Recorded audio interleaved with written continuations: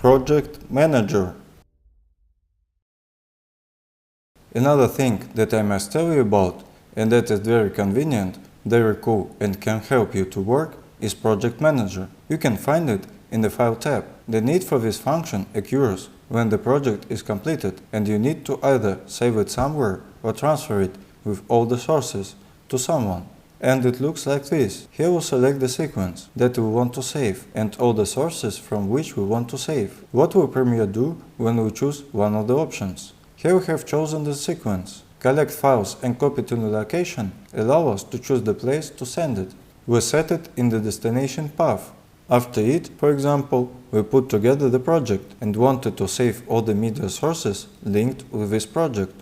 There are not all sources, but only those that are included in our editing. Then we select Collect Files and copy to new location. It will create a folder with the name of the project and put all the media sources there, without the folder structure that we had on the hard disk. And it will put the project file that will contain only this sequence and links to all the sources. Also, you can use it when you have a desire to assemble all the graphic design of the project. You have made a project, first episode, you want to make a second project, second episode, and you want to take all the music tracks, graphics, links to the author's project. You want to put them in one folder. You copy all these files to a separate sequence and make a collect of a sequence. It will collect it all in one folder and compactly fold it.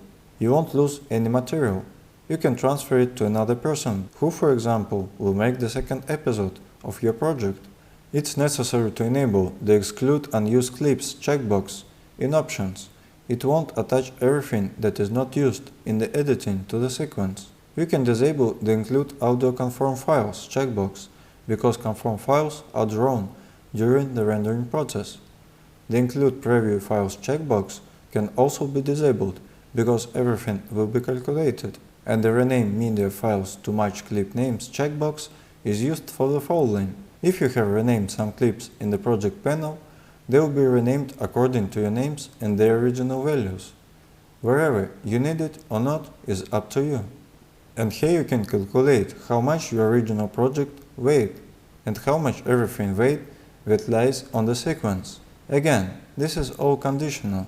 But here you can see how much your project will be compressed and how much you can delete unnecessary files. But if you need to submit a project for color correction, then there will be another good way. We can choose Consolidate and Transcode in the resulting project. There is another thing to note about Collect Files and Copy to New Location.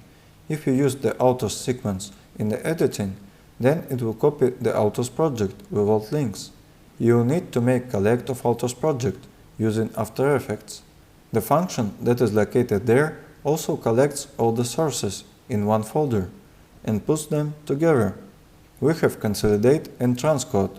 In this case, it won't copy the entire source materials with this option, but only calculates the pieces that were used in the editing. For example, if you have an hour-long interview and use only 15 seconds in the movie, then it will calculate the MOV file of 15 seconds and with handles in 24 frames by selecting this option, so that you can change a little or edit something.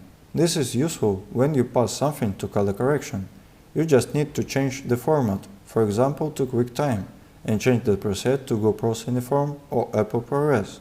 After that, it will collect all the clips that have already been converted to the preset we selected in this folder.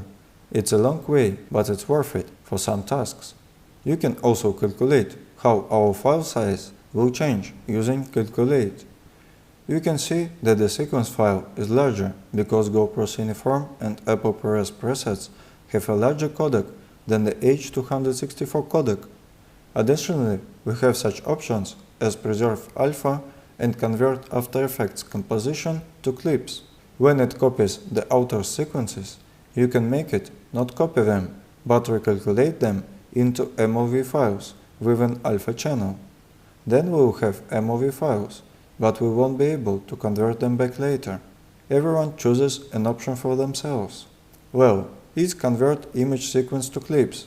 It's used when your video consists of an image sequence. That, by the way, is also useful because raw files act as a sequence of images. You can edit them as a proxy when editing them. And then you can convert the images to MOV compressed with the GoPro's uniform codec when transferring them to color correction. So everything will be almost unchanged, although it's better to give raw files as raw files for color correction. Here is a cool project manager tool. You need to know about it and use it